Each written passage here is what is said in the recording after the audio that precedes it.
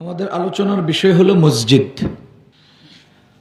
আল্লাহ, 5টা পয়েন্টে কথা বলবো ইনশাআল্লাহ। 1 নাম্বার, মসজিদ কি? 2 নাম্বার, মসজিদের সূচনা কোথা থেকে, মসজিদ আসলো কোত্থেকে? 3 নাম্বার, মসজিদ কেন, কি হয় মসজিদে? 4 নাম্বার, মসজিদ আবাদ করব কিভাবে?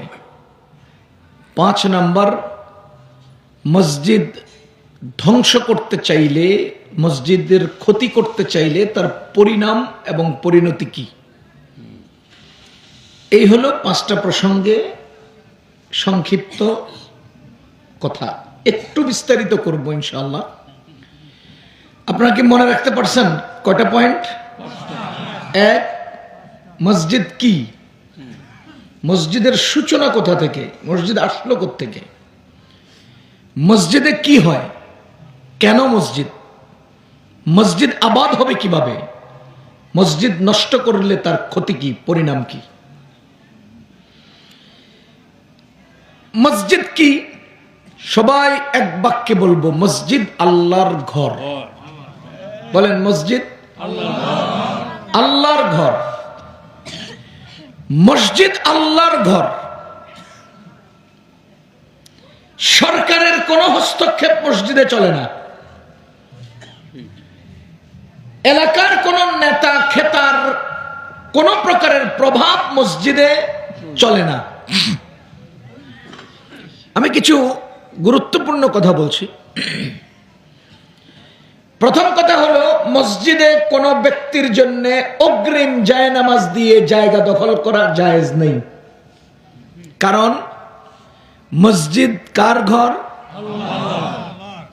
বলেন, মসজিদ কার? অধিকার সবার, অধিকার সবার। মসজিদ আল্লাহর, অধিকার সবার। যে আগে আসবেন সে আগে বসবেন। কারোর জন্য জায়নামাজ দিয়ে, আমাদের এলাকাগুলোতে এমন আছে, এটা সভাপতি সাহেবের জায়গা, এখানে অন্য কেউ বসলে কবিরা গুনাহ হয়ে যাবে, এই জায়নামাজ সরান যাব না, এটা সভাপতি সাহেবের, এটা এমপি সাহেবের, এটা মন্ত্রী সাহেবের, এটা চেয়ারম্যান সাহেবের, এটা নেতা সাহেবের। কোন সাহেব এখানে সাহেব হয়ে আসে না, সবাই এখানে মুসল্লি হয়ে আসে। রিক্সাওয়ালাও মুসল্লি, এমপি সাহেবও, ডক্টর ইউনূসও মুসল্লি। কারণ এখানে কোনো প্রভাব প্রতিপত্তি চলে না। আগায়া আইনে লড়াই মে अगर वक्त नमाज, आगाया आईने लड़ाई में अगर वक्त नमाज, क़िबला रोहों के ज़मीबों से हुई कौम हिजाज, एक ही सफ में खड़े हो गए महमूद अयाज, न कोई बंदा रहा और न कोई बंदा नवाज, न कोई बंदा रहा और न कोई बंदा नवाज, बंदा ओ साहिब मोहताज गनी एक होए, बंदा ओ साहिब मोहताज गनी एक होए, तेरे सरकार में पहुंचे तो सभी एक होए, तेरे सरकार में पहुंचे तो सभी एक होए। আল্লামা ইকবাল বলেন, বাদশাহ মাহমুদ গজনবী আর তার গোলাম, তার খাদেম এক কাতারে দণ্ডায়মান হয়, এটা হই আল্লাহর দরবার। এটা কার দরবার? এটা আল্লাহর দরবার। সুতরাং মসজিদ আল্লাহর, অধিকার সবার। মসজিদ আল্লাহর, অধিকার সবার। 1 নাম্বার মাসআলা, কোন ব্যক্তির জন্য মসজিদের জায়গা অগ্রিম নির্ধারণ করে রাখা জায়েজ নেই।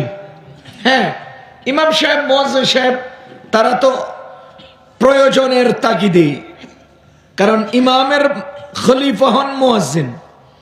যদি কারণবশত ইমামের নামাজ ফাসেদ হয়, তাহলে ওনার জায়গায় জামাত ধরে রাখতে হবে মুয়াজ্জিন সাহেব।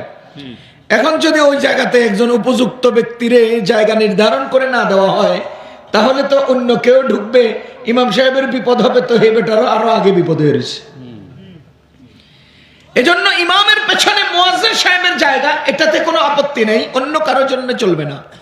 1 নাম্বার। 2 নাম্বার, যিনি আগে আসবেন তিনি আগে বসবেন, কেউ পরে এসে আগে যাওয়ার সুযোগ নেই। কেউ পরে বসে আগে যেতে চাইলে দুই ক্ষতি: এক, যে সকল লোকদেরকে ডিঙ্গিয়ে সামনে যায় তাদের কষ্ট হয়; দুই,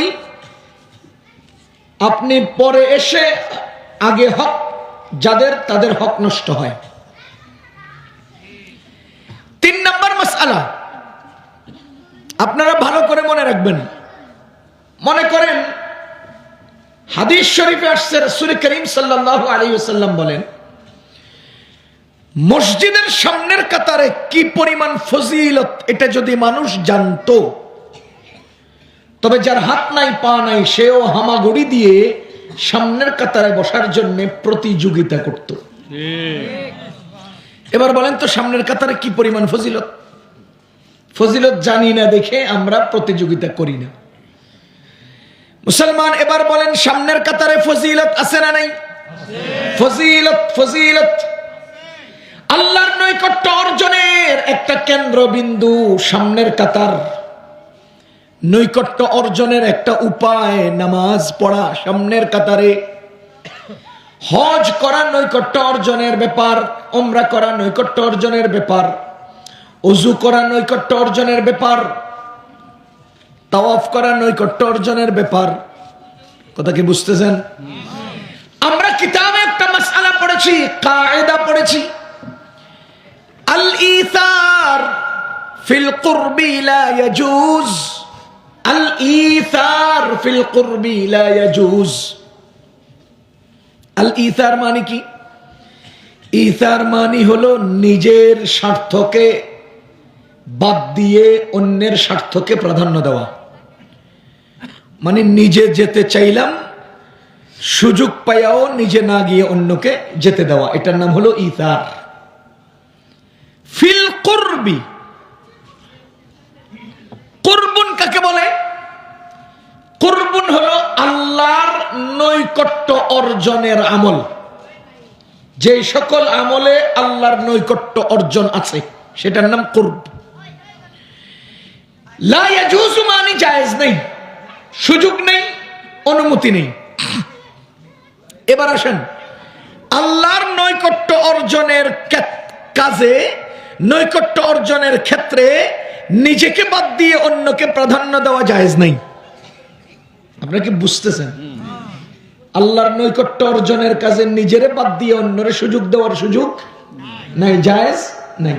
যেমন উদাহরণস্বরূপ আমাদের মসজিদের সভাপতি সাহেব, তিনি মনে করেন উনি হলেন পীর সাহেব হুজুর, আমি হলাম মুরিদ সাহেব। কিছুক্ষণের জন্য আমরা দুইজনে পীর সাহেব আর মুরিদ সাহেব যাইতেছি সফরে।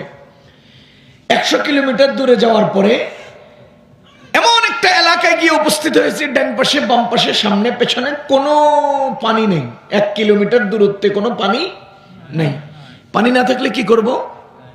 ফাইল্লাম তাজিদু মাআন ফাতায়াম্মামু সাঈদান তাইয়্যিবা, যদি তোমরা পানি না পাও তাহলে পবিত্র মাটি দিয়ে তায়াম্মুম করো। এখন হুজুরেরও একটা, পীর সাহেব হুজুরেরও একটা ব্যাগ আছে, আমি মুরিদ সাহেব আমারও একটা ব্যাগ আছে। ঘটনার চক্রে আমার ব্যাগ খুলে দেখি আমার ব্যাগের ভিতরে 1/2 লিটার পানি আছে, আর পীর সাহেবের ব্যাগের মধ্যে কোনো পানি নেই। এবার আপনারা বলেন তো পানি আছে কার কাছে? বলেন না ভাই, পানি নাই কার কাছে? দুইজনে ওযু করবে, দুইজনে নামাজ পড়বে। স্পষ্ট কথা, যার পানি তার ওযু, যার পানি নাই তার তায়াম্মুম। মুরিদের জন্য জায়েজ নাই, পানি পীর সাহেবকে দিয়ে পীর সাহেব ওযু করবে, মুরিদ তায়াম্মুম করবে, জায়েজ নাই। কথা কি বুঝতেছেন? পীর সাহেবের পানি নাই, তো যার পানি নাই উনি ওযু করে তায়াম্মুম করবে। মুরিদের পানি আছে, ওযু করবে। ওযুর ফজিলত তায়াম্মুমের চেয়ে বেশি।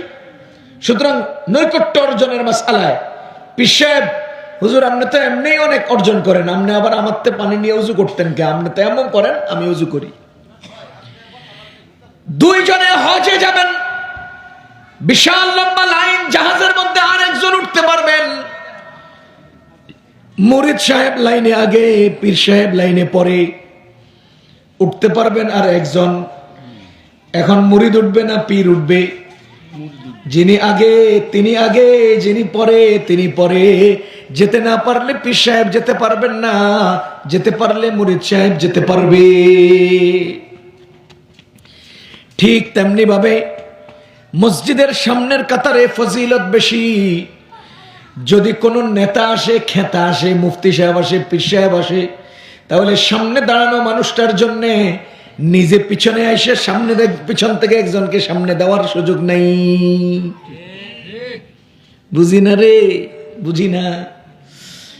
পীর সাহেবের তো এমনি আমলের অভাব নাই ভাই, এমনি তো কত আমল ওনার। এখন উনি সামনের কাতারে, আমি আবার ঠেলা ওনার দিয়ে দিলাম, আমি পিছনে গেলাম, তো বঞ্চিত হয়ে গেলাম না?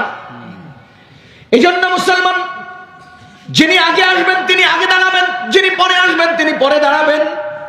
পীর সাহেবের জন্য সুযোগ নাই তিনি সামনে এগিয়ে যাওয়ার, মুরিদের জন্য সুযোগ নাই তিনি পিছনে গিয়ে পীর সাহেবকে সামনে ডাকার। যিনি আগে আসবেন তিনি আগে, যিনি পরে আসবেন তিনি পরে। কেন? ওয়া আন্নাল মাসাজিদা লিল্লাহ, মসজিদ আল্লাহর, অধিকার সবার। মসজিদ কার? আল্লাহ, অধিকার সবার। এখানে একটা প্রাসঙ্গিক কথা না বললে নয়। মসজিদের ফজিলত অর্জনের ক্ষেত্রে মসজিদ সবার, কিন্তু মসজিদ নিয়ন্ত্রণ এবং পরিচালনার ক্ষেত্রে মসজিদ সবার হতে পারে না। কারণ মসজিদের মধ্যে পণ্য আছে, লাইট আছে, মাইক আছে, ফ্যান আছে, আছে না নাই? যদি কোন যে মসজিদ আমার, অধিকারও আমার, তো যে কেউ যায় সুইচ টিপাবে, যে কেউ যায় ফ্যান চালাবে, যে কেউ যায় এই করবে সেই করবে। এই জন্য পরিচালনার নিয়ন্ত্রণ থাকবে এক গ্রুপের হাতে, উপযুক্তদের হাতে। পক্ষান্তরে আমলের ক্ষেত্রে সবার সমান। কেউ যদি সামনের কাতারে বসে কোরআন তেলাওয়াত করে, সুতরাং দুনিয়ার কেউ নাই যে তার হাত থেকে কোরআন শরীফ নিয়ে যাবে, দুনিয়ার কেউ নাই তাকে এখান থেকে উঠিয়ে অন্য কেউ সেখানে বসবে। এই ব্যাপারে অধিকার সবার, কিন্তু নিয়ন্ত্রণ আর পরিচালনার ক্ষেত্রে অধিকার কমিটির। বুঝেন নাই? পরিচালনার ক্ষেত্রে অধিকার কার? কমিটির। কিভাবে লাইট নষ্ট হয়ে গেছে, লাইটের এবার আপনার অধিকার নিবার টাইমে তো ঠিক নিয়েছেন, কিন্তু দিবার টাইমে তো দেন না। লাইট এটা নাই যে আপনারা দেখেন না, তো দেন না কেন? কয় এটা কমিটি দেখবে, তো নেওয়ার টাইমে তো ঠিক সব নিতেছেন। সুতরাং নিয়ন্ত্রণ, পরিচালনা, নেতৃত্ব এবং বিভিন্ন জিনিসের ব্যবস্থাপনা এগুলো কমিটি নিয়ন্ত্রণ করবে। পক্ষান্তরে মসজিদে কোনো কমিটি নিজের মনে করিয়া মসজিদ থেকে কিছু নিতেও পারবে না, আবার কোনো কমিটির সভাপতি, সেক্রেটারি বা অন্য কোনো সদস্য যাইয়া ইমাম সাহেব, মুয়াজ্জিন সাহেব, কানা মুসল্লি এদেরকে যাইয়া টর্চারও করতে পারবে না। বুঝেন নাই? এখান থেকে ওঠেন। আছে না সমাজে কিছু কমিটির সদস্য বাসায় বউর লগে ঝগড়া করে মসজিদে ইমামের লগে গরম হয়। নিজের বাসায় আবর্জনার খবর নাই, মসজিদে এসে এমন করে, এই মসজিদ সব ভালো করে। বুঝেন নাই? বাড়িতে খবর নাই, কাঁচরা ময়লা, আর মসজিদে এসে এমন করে। এগুলো করা যাবে না। সবাই মসজিদের খাদেম। এক নাম্বার পয়েন্ট, মসজিদ কার? অধিকার সবার।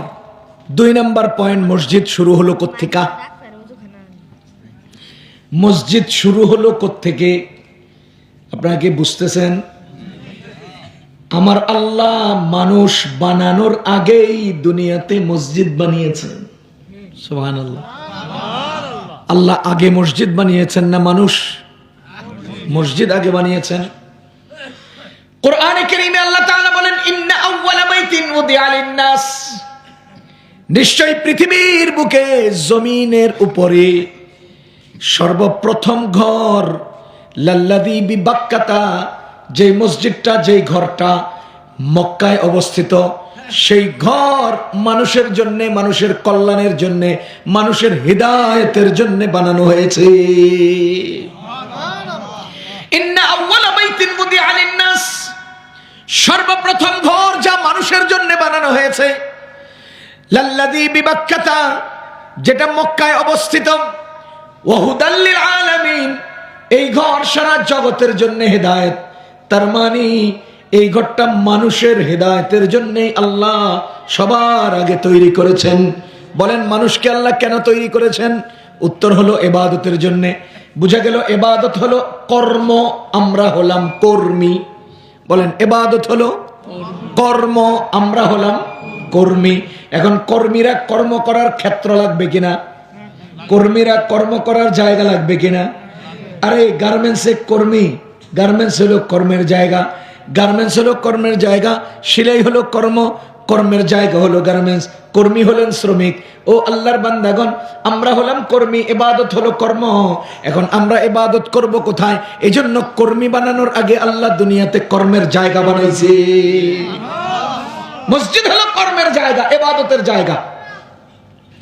মসজিদ হলো ইবাদতের জায়গা।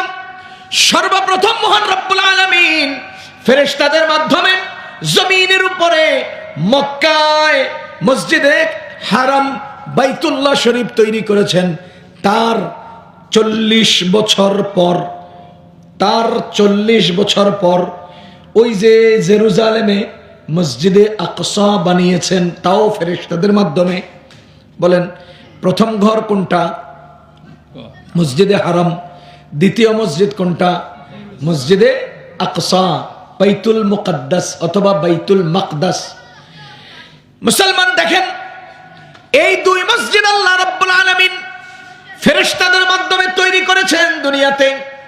আদম আলাইহিস সালাম আসলেন, নূহ আলাইহিস সালাতু ওয়াস সালাম অতিবাহিত হলেন, ইব্রাহিম আলাইহিস সালাতু ওয়াস সালাম আসলেন। আদম আলাইহিস সালাম থেকে ইব্রাহিম আলাইহিস সালাম পর্যন্ত এখানে একটা সময় পার হলো, একটা সময় অতিক্রম হলো। পৃথিবী ফাঁকা, পৃথিবীতে মানুষের পরিমাণ কম, মানুষের সংখ্যা কম। মহান রব্বুল আলামিন নবীগণকে দিয়ে দুনিয়াতে আবাদ করলেন, মানুষদেরকে দ্বীনের দাওয়াত দিলেন। হযরতে নূহ আলাইহিস সালাতু ওয়াস সালাম 950 বছর পর্যন্ত মানুষকে দ্বীনের আহ্বান করলেন, হিদায়াতের দাওয়াত দিলেন। মানুষ তার কথা শুনে না। যখন তিনি দাওয়াত দিলেন, তখন মানুষ কানের মধ্যে আঙ্গুল দেয়, তখন মানুষ চোখের মধ্যে কাপড় দিয়ে ঢেকে দেয়। আল্লাহ রসুলের কথা শুনে না, আল্লাহ রসুলকে দেখে না। এইভাবে যখন এবাউট করে, এভাবে যখন উপেক্ষা করে, আল্লাহর কাছে তিনি দোয়া করলেন, আল্লাহ এই কাফেরদের আর দুনিয়াত রাখেন না। وقال نوح رب لا تذر على الارض من الكافرين ديارا। দুনিয়াতে আর কোনো কাফের রাখেন না, সবটিরে মেরে আলান, সবটিরে ধ্বংস করে দেন। আমার আল্লাহ রাব্বুল আলামিন নূহ আলাইহিস সালাতু ওয়াস সালামের জামানায় প্লাবন দিলেন, বন্যা দিলেন। সেই বন্যার চাপে সারা দুনিয়া ভেসে গেল। মজার ব্যাপার হলো, সেই বন্যায় ওই যে বাইতুল মাকদাস, ওই যে বাইতুল্লাহ, মসজিদে হারাম, এই দুটোটা মসজিদ নিশ্চিহ্ন হয়ে গেল। দুইটা মসজিদের আসর পর্যন্ত ডুবে গেল। বুঝতেছেন নি? এই দুই মসজিদ এখন কোথায় আছে কেউ জানে না, এটা ডুবে গেছে, হারায় গেছে। চলছে এইভাবে, দিন চলছে। আল্লাহ রাব্বুল আলামিন ইব্রাহিম আলাইহিস সালামকে পাঠালেন। ইব্রাহিম আলাইহিস সালাতু ওয়াস সালামকে আল্লাহ দুইজন স্ত্রী দিলেন। এই দুইজন স্ত্রীর মাধ্যমে দুইজন সন্তান দুনিয়াতে আসলেন। সেই দুইজন সন্তানের মাধ্যমে মহান রব্বুল আলামিন নূহ আলাইহিস সালামের জামানায় ঢেকে যাওয়া দুই মসজিদ আবার আবাদ করলেন। কেমনে করলেন?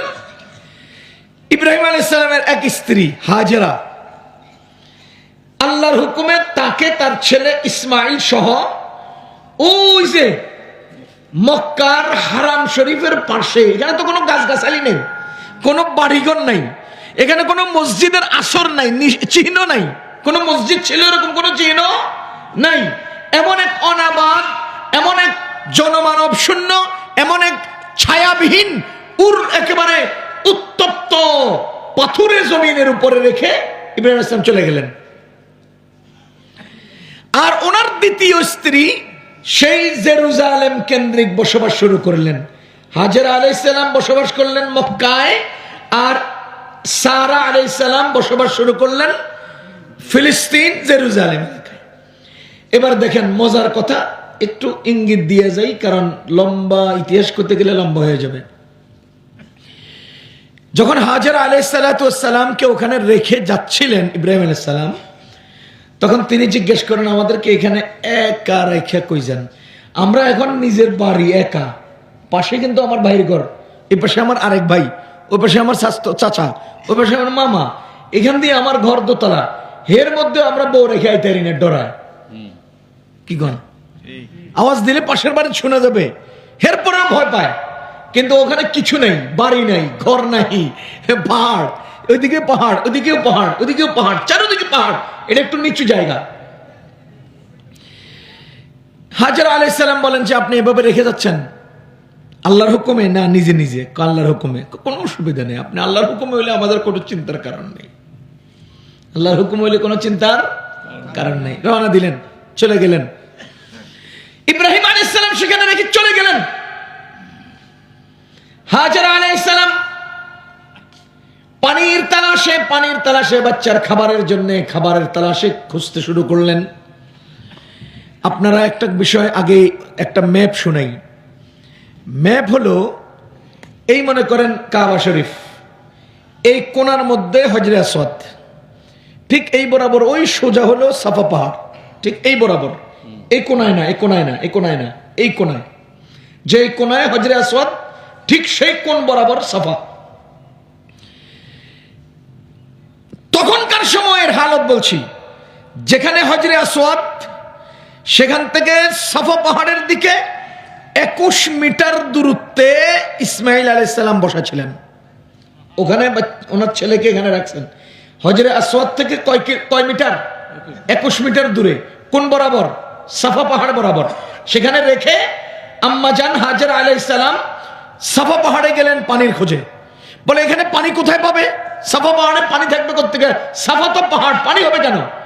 এর মূল কারণ হলো যখন সূর্যের কিরণ পড়লো, সূর্যের আলো, তখন পাথরে পাহাড়। আপনারা দেখবেন ফিজ রাস্তার উপরে যখন সূর্যের আলো পড়ে তখন মনে হয় যেন পানি কিচকিচ করে। এই পাথরে পাহাড়ের উপরে যখন সূর্যের তাপ পড়ছে তখন হযরত হাজরা আলাইহিস সালাম তাকায় দেখলেন, মনে হলো যেন এখানে পানি কিচকিচ করছে, পানি ঢেউ খেলছে। উনি দৌড়াইয়া পানি আনতে গেছে। আসলে তো এটা পানি না, সূর্যের তাপে মরিচিকা, তার দিলের মধ্যে বাচ্চার খাবারের চাহিদার আকর্ষণে মরিচিকা পানি মনে করে দৌড়ে গেছে। উনি সেখানে গিয়ে পানি নাই, বাম দিকে তাকালেন, তাকায় দেখেন ও দূরে আরেকটা পাহাড়ের মধ্যে এরকম পানি টকবক করছে। তিনি দৌড়ে সেখানে গেলেন, গিয়ে দেখেন সেখানেও পানি নেই। আবার এদিকে তাকান, তাকায় দেখেন এই পাহাড়ে আবার পানি দেখা যায়। দৌড়ে সেখানে আসছেন। মুসলমান যারা উমরায় গেছেন, হজে গেছেন, দেখেন তো সাফা থেকে পাহাড় মারওয়া পর্যন্ত যেতে একবার কতক্ষণ লাগে।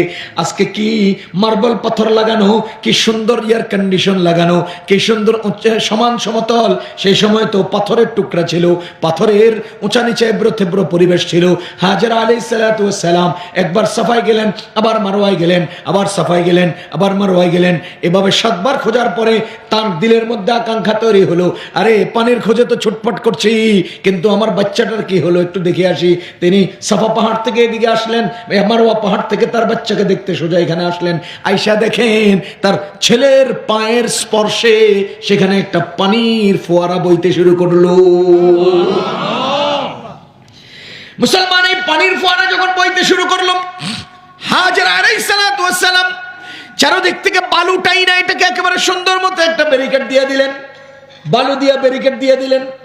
যদি পানিটি জায়গা আমার তো পরের বেলা খাবো দিকা, তো এটা ব্যারিকেড দিলেন। আমাদের নবীজি বলেন যদি হাজরা আলাইহিস সালাম ব্যারিকেড না দিতেন তাহলে এই পানি সারা দুনিয়াতে সয়লাব হয়ে যেত। সুবহানাল্লাহ। এনারা দুইজনে পানি খান, খানার পরিবর্তেও পানি, পানির পরিবর্তেও পানি।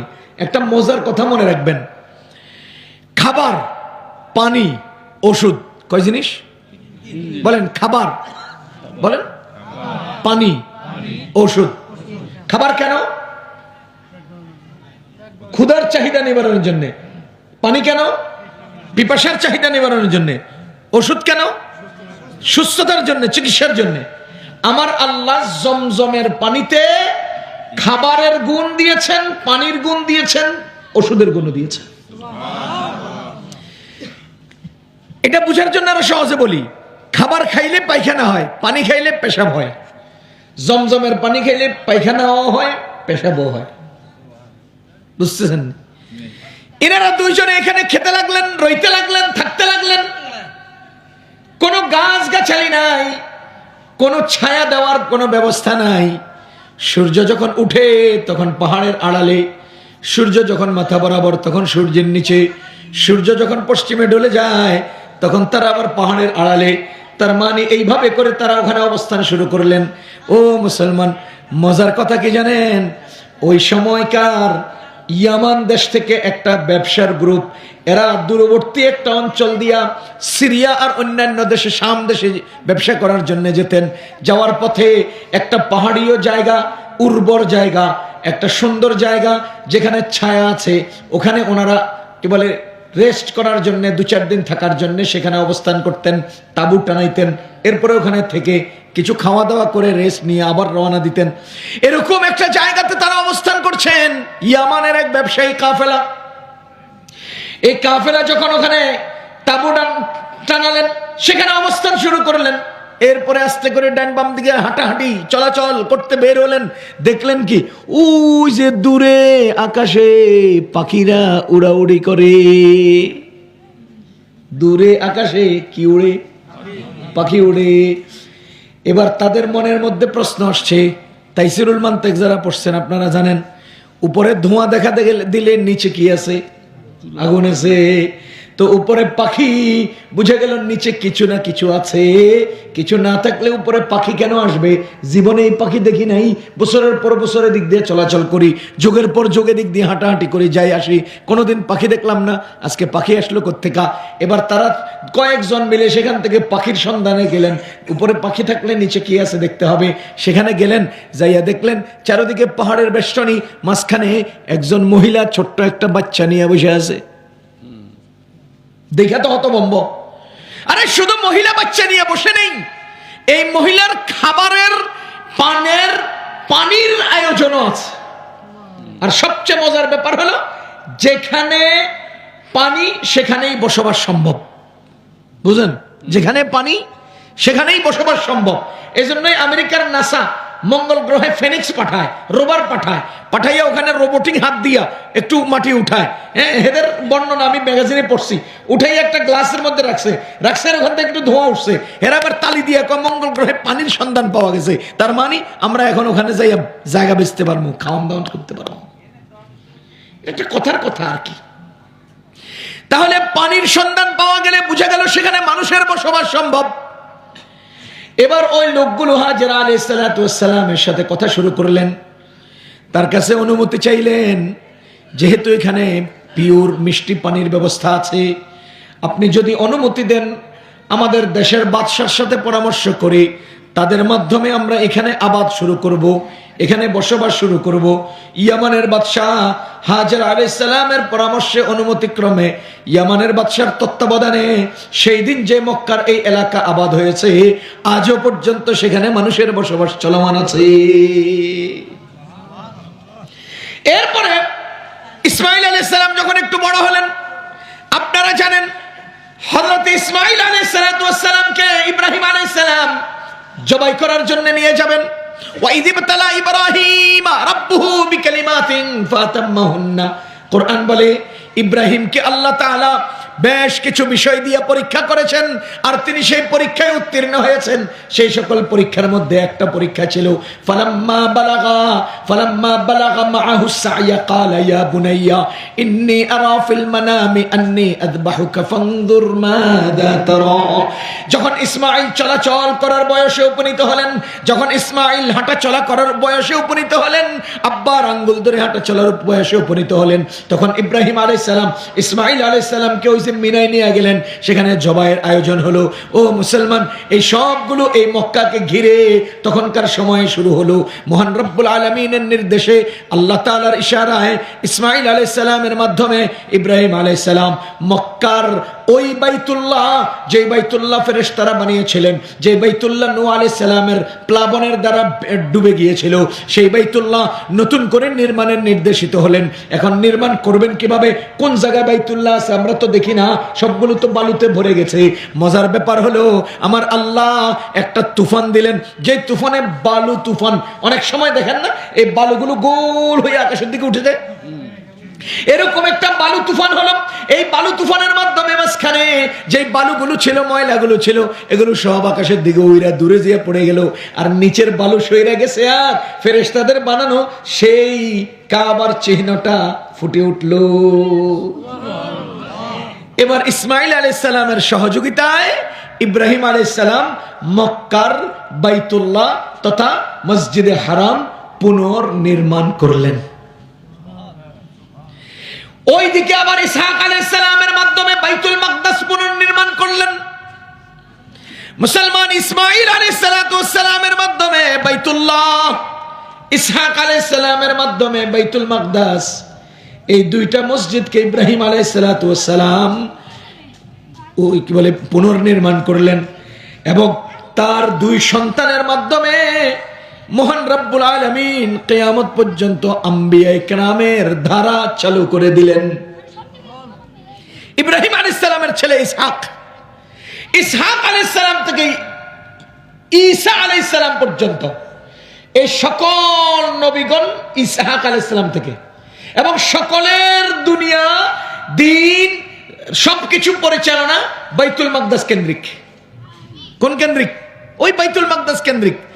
আর ইসমাঈল আলাইহিস সালাম বসবাস শুরু করলেন বাইতুল্লাহ তথা মসজিদে হারামের আশপাশে মক্কায়। তো তার বংশ পরম্পরা চলতে চলতে মহান রব্বুল আলামিনের মেহেরবানিতে আব্দুল্লাহ, আব্দুল মুত্তালিবের ঘরে আব্দুল্লাহ, আব্দুল্লাহর ঘরে মহান আল্লাহ আমাদের নবীজিকে দুনিয়াতে পাঠালেন।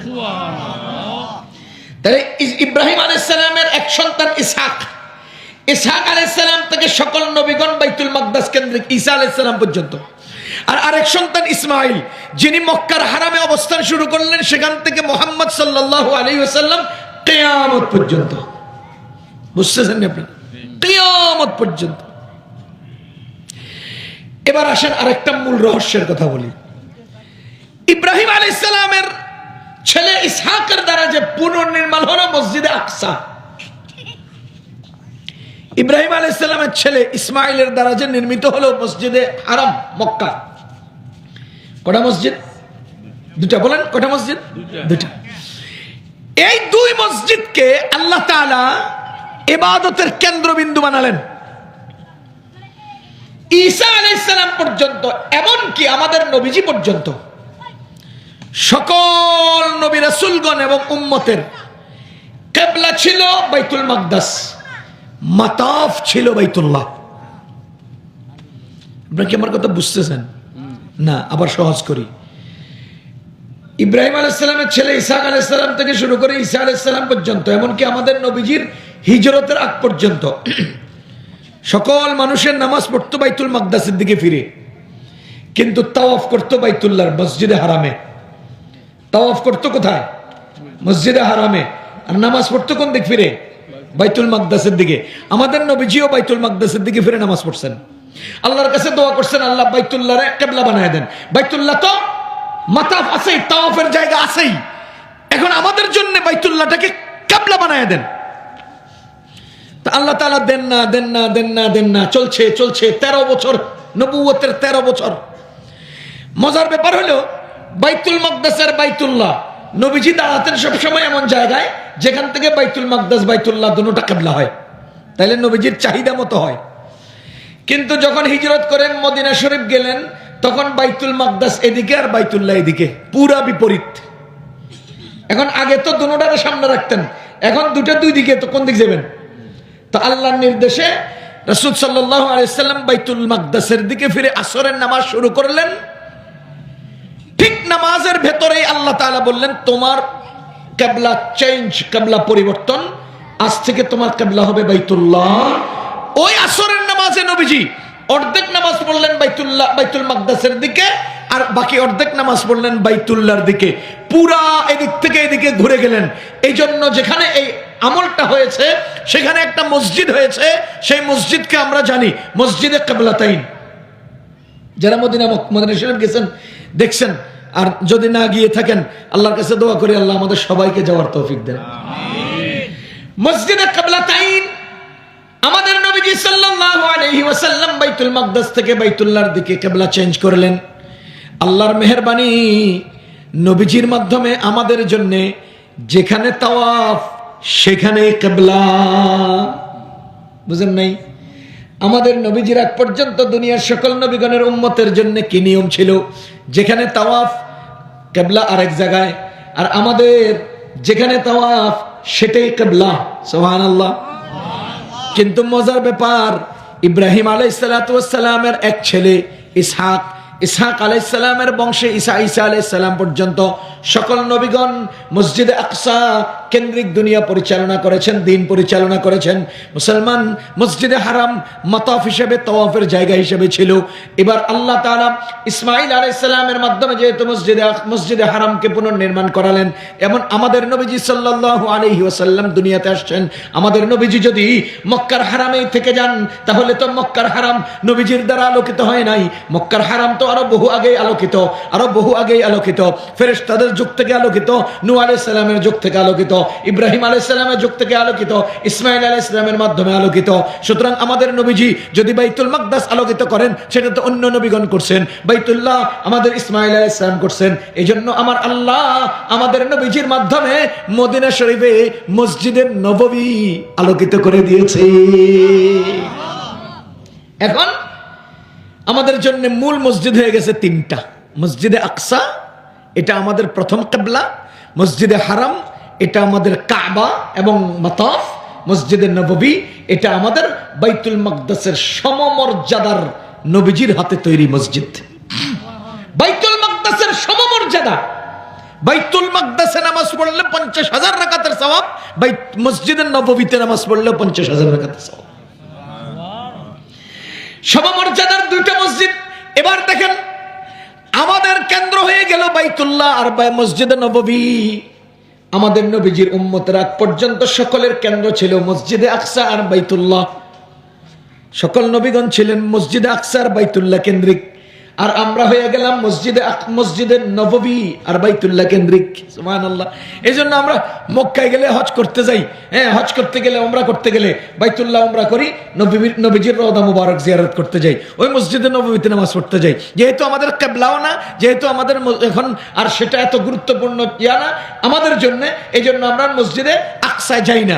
মসজিদে আকসার জন্য আমরা কাঁদি, মসজিদে আকসার মোহাব্বত অন্তরে লালন করি, কিন্তু মসজিদে আকসাকে কেন্দ্র করে আমরা কেউ মসজিদে আকসা যাই না, কিন্তু লক্ষ লক্ষ বাংলাদেশী মসজিদে নববীতে যাই। এই হলো মসজিদের সংক্ষিপ্ত কথা। মুসলমান, যদি আমি বিস্তারিত মসজিদে হারাম, মসজিদে আকসা, মসজিদে নববীর নির্মাণের ইতিহাস বলি, অনেক লম্বা হয়ে যাবে। আমি এবার 3 নম্বর পয়েন্ট, মসজিদে হয় কি, মসজিদ কেন? সবাই বলেন, মসজিদে আল্লাহর জিকির হয়। বলেন, মসজিদে কি হয়? এবার বলেন, মসজিদে আল্লাহর জিকির বেশি বেশি হয়, অথবা বলতে পারেন মসজিদে বেশি বেশি আল্লাহর জিকির হয়। বলেন বলেন, মসজিদে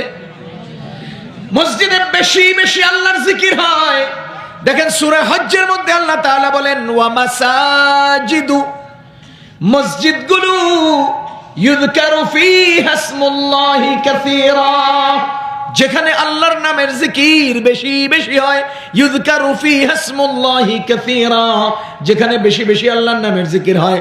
ছাত্র ভাইরা বলতে পারবেন, যদি কোনো একটা নাকেরা ইসিমের পরে ফেল আসে, সাধারণত নাকেরা ইসিমটা মৌসুফ হয় আর ফেলটা সিফত হয়, ফেল জুমলা হইয়া সিফত হয়। আবার আরেক কায়দা আছে, নাকেরা ইসিমের পরের ফেলটা সাধারণত মাজহুল হয়। ওয়া মাসাজিদু ইউযকারু ফীহা ইসমুল্লাহি কাসীরা, মাসাজিদের পরে ইউযকারু ফীহা ইসমুল্লাহি কাসীরা তার সিফত। আল্লাহ বলেন, মসজিদ হলো এমন সব প্রতিষ্ঠান যেখানে আল্লাহর নামের জিকির বেশি বেশি হয়। বলেন, মসজিদে কার নামের জিকির বেশি বেশি হয়? কার নামের? সহজ কথা, দুইটা কথা। 1 নাম্বার, মসজিদে হতে হবে আল্লাহ কেন্দ্রিক আলোচনা, মসজিদে হতে হবে আল্লাহর জিকির কেন্দ্রিক আলোচনা। মসজিদের দুনিয়া কেন্দ্রিক আলোচনা চলবে না। মসজিদের দুনিয়াবি কথা বলা হারাম, বলি না আমরা? মসজিদের দুনিয়া কেন্দ্রিক কথা বলা জায়েজ নেই। মসজিদে আলোচনা হবে আল্লাহ কেন্দ্রিক। বলেন, মসজিদে আলোচনা হবে কি কেন্দ্রিক?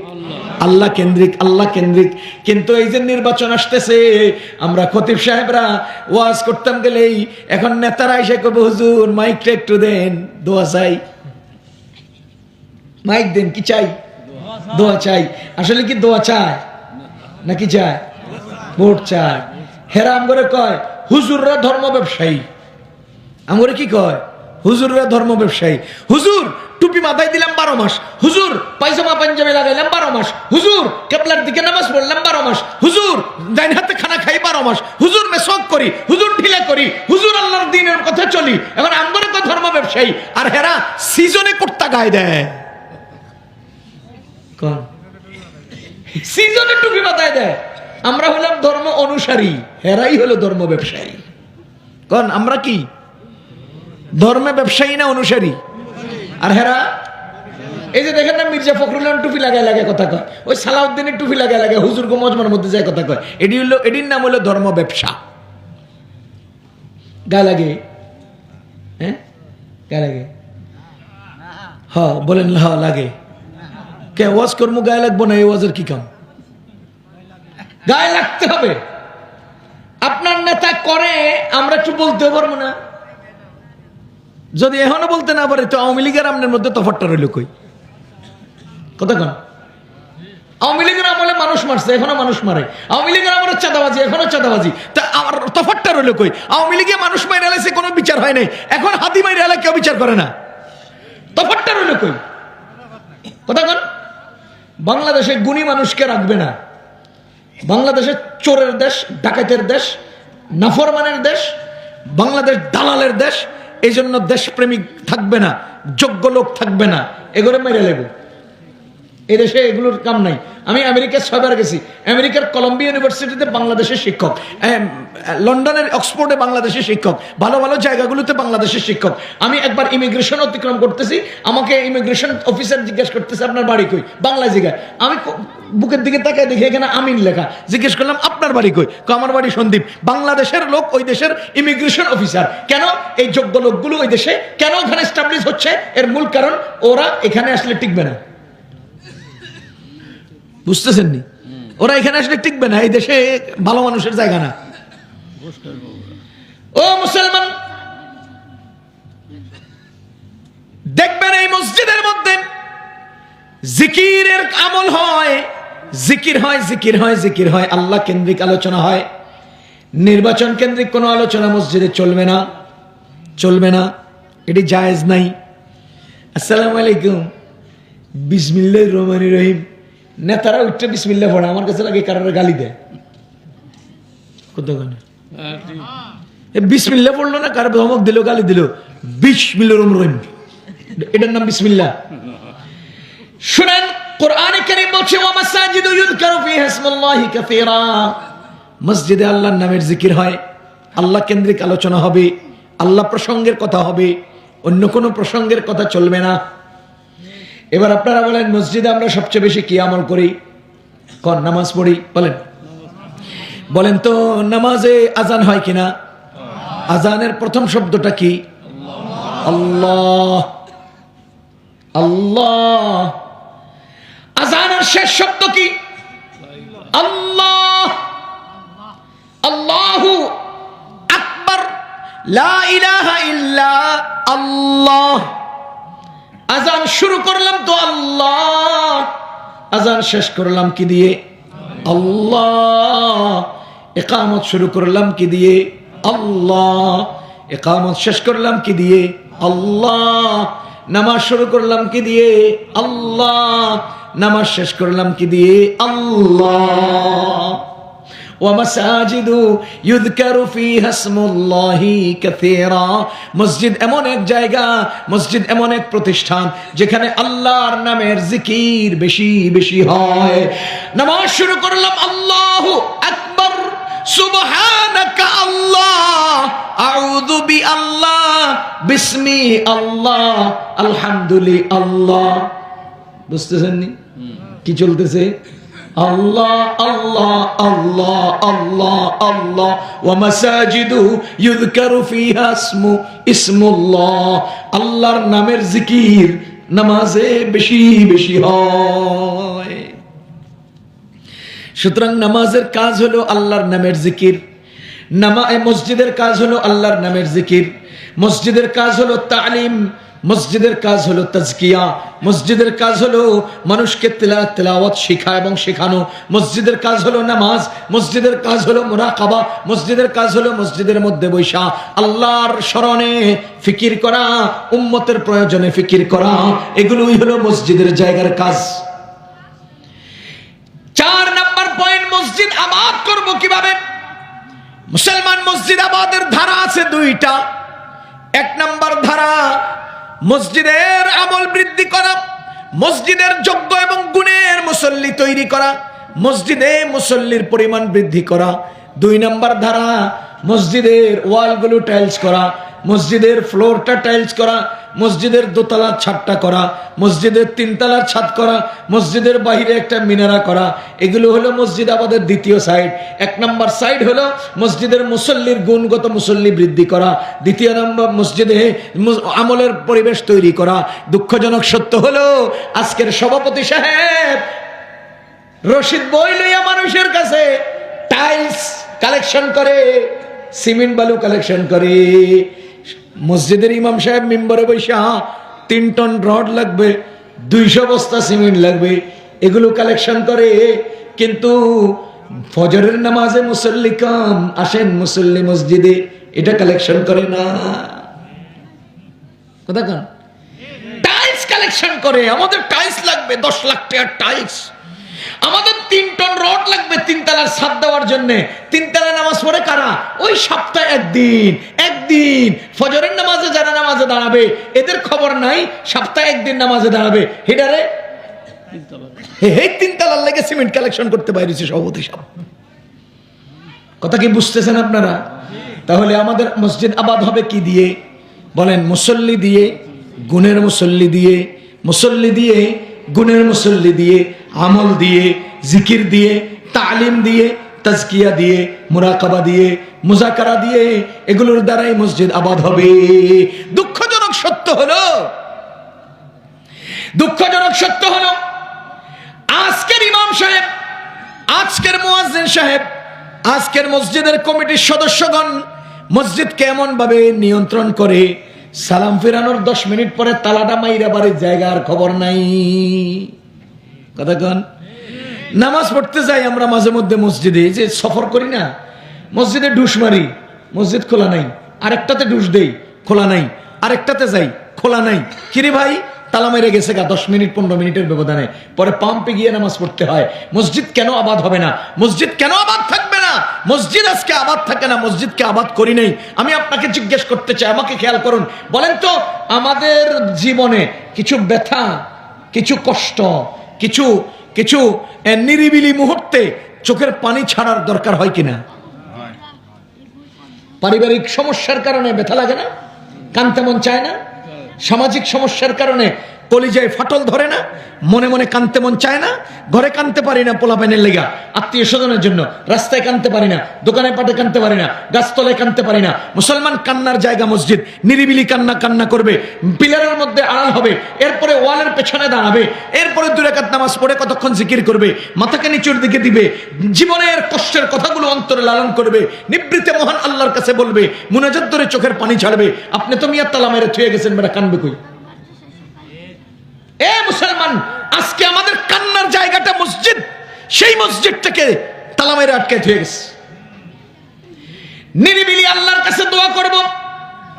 এখন আমি আর ভালো লাগে না, যাই কতক্ষণ তেলাওয়াত করি, মন চায় কতক্ষণ জিকির করি, মন চায় কতক্ষণ আল্লাহর দরবারে দোয়া করি, পারি না। কেন পারি না? ওই যে ইমাম সাহেব তালা মেরে থুয়ে গেছে, কমিটি কয়ে দিয়েছে তালা মেরে দিবেন। খোদার কসম, মসজিদ 24 ঘন্টা তালা খোলা থাকবে, 24 ঘন্টা মসজিদে আবাদ হবে, মসজিদে জিকির হবে, মসজিদে তেলাওয়াত হবে, মসজিদে ফিকির হবে, মসজিদে মুজাকারা হবে, মুরাকাবা হবে। কিন্তু দুঃখজনক আজকে আমাদের মসজিদগুলো আমল নাই, মসজিদগুলোতে কি নেই? আমল নাই। একটা গতানুগতিক রুটিন মতো 5 ওয়াক্ত নামাজের একটা জামাত রাখছে।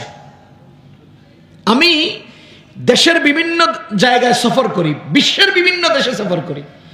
বাংলাদেশে যে পরিমাণ মুসল্লি নামাজি নামাজ থেকে বঞ্চিত হয় শুধু মসজিদ নিয়ন্ত্রণ বা মসজিদ আবাদের সিস্টেমের দুর্বলতার কারণে। আমি উদাহরণ দিলে বুঝবেন। সিলেটে এক মসজিদে নামাজ পড়তে ঢুকছি, জোহরের নামাজ, আমি জামাতের পরে গেছি। জামাতের পরে নামাজ পড়তে গিয়ে দেখি অন্তত 20 থেকে 50 জন ইনফেরাদি একা একই নামাজ পড়তেছে। 1টা বাজে 1:30 বাজে জামাত হয়ে গেছে, 1:45 বাজে অন্তত 20-30 জন একলা একলা নামাজ পড়তেছে। আমি চোখ বন্ধ করে একথা দাবি করছি, বাংলাদেশের যারা মাদ্রাসা মক্তবে পড়ে নাই এরকম শতকরা 95% মুসলমানের তেলাওয়াত সহি নেই। কি নেই? তেলাওয়াত সহি নেই। এখন তেলাওয়াত সহি হওয়া নামাজের ফরজ। নামাজ ভঙ্গের 19 কারণ, এর মধ্যে অশুদ্ধ তেলাওয়াত করে নামাজ ভঙ্গের কারণ। নামাজের ভেতরে 6 ফরজ, তেলাওয়াত কোরআনের তেলাওয়াত করা এটা ফরজ। এখন সেই যে নামাজে দাঁড়াইলো নিজের সূরা ফাতিহা শুদ্ধ নাই, সূরা ইখলাস শুদ্ধ নাই, নামাজে দাঁড়াইলো তার নামাজটা হলো না। ও মিয়া, আমাদের মসজিদগুলো এখন আবাদের সিস্টেম না থাকার কারণে একটা মাত্র জামাত হয়। আমি মনে করি প্রত্যেকটা মসজিদে অন্তত 5 বার জামাত হওয়া দরকার। প্রথম জামাত এতটাই, দ্বিতীয় জামাত এতটাই, তৃতীয় জামাত এতটাই, যাতে করে এই কেরাত পারে না মানুষগুলোর সহি শুদ্ধ নামাজটা আদায় হয়। যে লোকের তেলাওয়াত সহি নেই সেই লোকে একা একা নামাজ পড়া জায়েজ নেই। যে লোকের তেলাওয়াত সহি নেই সেই লোকের জামাতে নামাজ পড়া ফরজ।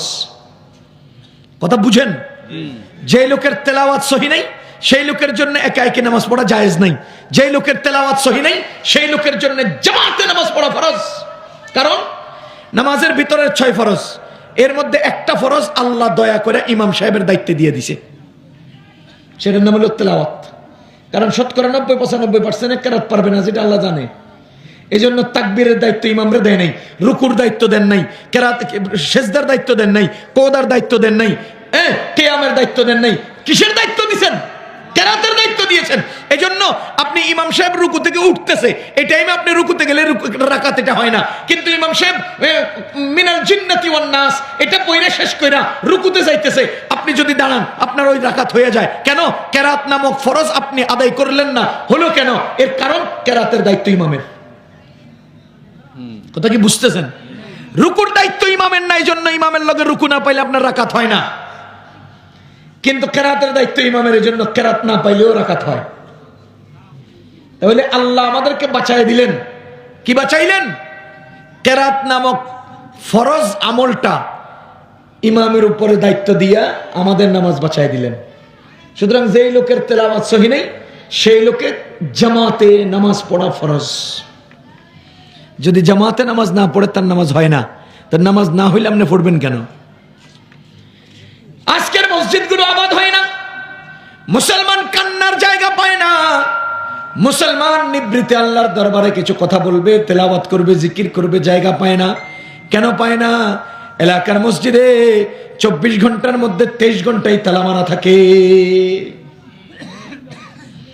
ও মুসলমান, আজকে থেকেই প্ল্যান করেন, মসজিদ আবাদ করব জিকিরের দ্বারা, মসজিদ আবাদ করব তেলাওয়াতের দ্বারা, মসজিদ আবাদ করব ফিকিরের দ্বারা, মসজিদ আবাদ করব মুজাকারার দ্বারা, মুরাকাবার দ্বারা, মসজিদ আবাদ করব মুসল্লির দ্বারা।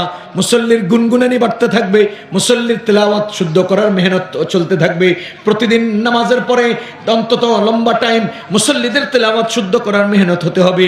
দুঃখজনক, ইমাম সাহেব হুজুর নামাজের 1 মিনিট আগ পর্যন্ত মোবাইল টিপতে থাকেন, এবার নামাজ শেষ করে এসে আবার মোবাইল টিপতে শুরু করেন। তো উনি তো আমলটা নিজেই করেন ঠিক মতে, অন্যরে কি শিখাইবেন? হাসা কথা কইলে সমস্যা। আপনি মুসল্লি, আমি ইমাম, আপনি মুক্তাদি, আমি ইমাম। তো মোবাইলের মধ্যে আপনিও নাটক দেখতেছেন, 40 মিনিটের নাটক। 25 মিনিট দেখার পরে আপনি স্কিপ করে নামাজে খারাইছেন, আর আমিও 26 মিনিট দেখে স্কিপ করে নামাজে খারাইছি।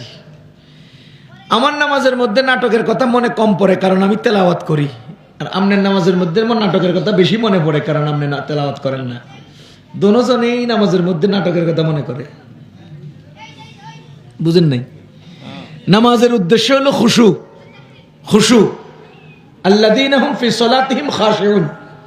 আর আমরা এখন নাটক দেখতে দেখতে মোবাইল রেখে নামাজে দাঁড়াই, তো নামাজের মধ্যে খাড়ায় খাড়ায় আবার নাটকে দেখতে থাকি। কতক্ষণ? ওই যে সুদখোর বেটায় নামাজের বাইরে সুদের লেনদেন করে, আর নামাজের মধ্যে খাড়ায় কদে 5000 টাকা শতকরা 3 টাকা সুদ হইলে 5000 টাকা কয়টা সুদ বেটে হিসাব করে। বাইরে হাসা হাসা সুদ খায়, আর নামাজে কল্পনায় কল্পনায় সুদ খায়। কতক্ষণ? নামাজ হয়ে গেছে এমন আমাদের, এটা এখন নামাজ হয়ে গেছে ফ্যাশন, নামাজ হয়ে গেছে আমাদের অভিনয়, নামাজ হয়ে গেছে কি অভিনয়। যেখানেই ছবি উঠানো, যেখানেই অন্যকে দেখানো, সেখানেই অভিনয়। যেটাই অন্যকে দেখানো এটার নাম কি অভিনয়। মনে করেন আমার এসে বলতেছেন হুজুর আমরা একটা প্রোগ্রাম করবো, আপনার একটু ভিডিও নেবো, তো দেখবেন আমি আস্তে করে টুপিটার একটু লাড়াচাড়া দিয়ে বই, জামাটার একটু টান দিয়ে বই, এরপর জি জি জি করেন, এটার নাম কি? সহজ কথা। আরেকজনের দেখানো এবং প্রদর্শনের সময় আসলেই আমাদের মধ্যে অভিনয়ের মানসিকতা তৈরি হয়। কথা কি বুঝতেছেন? যেখানে ইখলাস নাই সেখানেই অভিনয়, যেখানে ইখলাস নাই সেখানেই অভিনয়। যাহা হোক, মসজিদ আবাদ করব কিসের মাধ্যমে?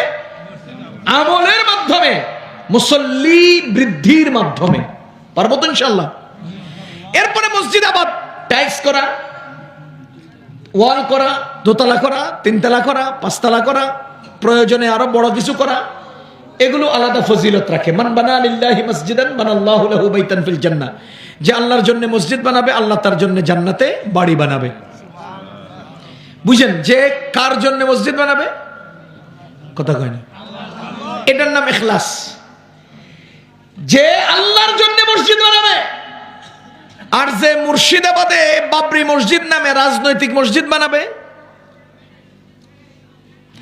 যে টাঙ্গাইলের গোপালপুরে 201 গম্বুজ টাইপের নাম দিয়া পাবলিকের প্রদর্শনের মসজিদ বানাবে, এদের মসজিদ হবে সুন্দর, কিন্তু আল্লাহর কাছে কোনো ফজিলতের ওয়াদা নাই। কথা মনে রাখেন। উত্তর পাড়ায় মসজিদ বানাইছে, দক্ষিণ পাড়াওয়ালারা কি আমগো কি কম আছে নাকি আমরা একটা বানাবো? এদের মসজিদের কোনো ওয়াদা নাই, ফজিলতের ওয়াদা নাই। বুঝতেছেন না আপনারা? পাওয়ার দেখে এগো করছে, আমরা কি কম পারি নাকি?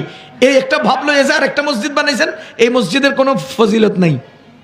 এটা হলো মুসলমানের সমাজ বিভক্তির অপরাধে অপরাধী হবেন। কিসের ফজিলত নিয়ে?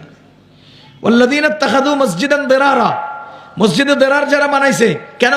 কুফরান, কুফরি প্রতিষ্ঠার জন্য, তাফরিকাম বাইনাল মুমিনিন, মুসলিম সমাজকে বিভক্তির জন্য। যারাই উত্তর পাড়ার মসজিদকে অ্যাভয়েড করে, উত্তর পাড়া মসজিদ কমিটির সাথে জিত করে দক্ষিণ পাড়ায় মসজিদ বানায়, এরা আল্লাহর কাছে অপরাধী, এরা মুসলিম সমাজ বিভক্তির অপরাধে অপরাধী হয়। এদের এই মসজিদের কোনো ফজিলত নাই। কথা বুঝেন? এদের এই মসজিদের কোনো ফজিলত নাই। রাজনৈতিক পরিদর্শনের জন্য, সারা দুনিয়ার দৃষ্টি আকর্ষণের জন্য আমি হুমায়ুন কবির সাহেব বাবরি মসজিদ বানাইতে আসি, সুতরাং দুনিয়া আমাকে দেখবে, একজনে 80 কোটি টাকা দিয়ে দিবে, বিশাল কিছু করে নেবো। এইসব মসজিদের আল্লাহর কাছে কোনো ফজিলতের ওয়াদা নেই, কোনো ফজিলতের ওয়াদা নাই। প্রতি জুমায় একটা একটা করে খতিব নিয়া সেখানে প্রদর্শন করবে, নারীরা আসবে, পুরুষরা আসবে, 201 গম্বুজের ছাদের উপরে অনৈতিক কামে লিপ্ত হবে, এরপরে টিকিট বিক্রি করে ওখানে মানুষদের থেকে পয়সা কামাই করবে। এই জাতীয় গোপালপুরের ওই রফিকুল ইসলাম কল্যাণ ট্রাস্টের মসজিদে আল্লাহর কসম এখানে আল্লাহর কোনো ফজিলতের ওয়াদা নাই। কারণ গোপালপুরের মসজিদ থেকে মাত্র 100 গজ দূরে সামাজিক মসজিদ, এই মসজিদের উন্নয়ন না করে এখানে মসজিদ কেন বানাবেন? কি কারণে বানাবেন? আমি ওই মসজিদে জুমা পড়ায় আসছি, আমি দেখে আসছি তামাশা। সুতরাং জাদুঘর বানাইছে, প্রদর্শন বানাইছে। সুতরাং যেই মসজিদগুলো আল্লাহর জন্য, সেই মসজিদের জন্য ফজিলত।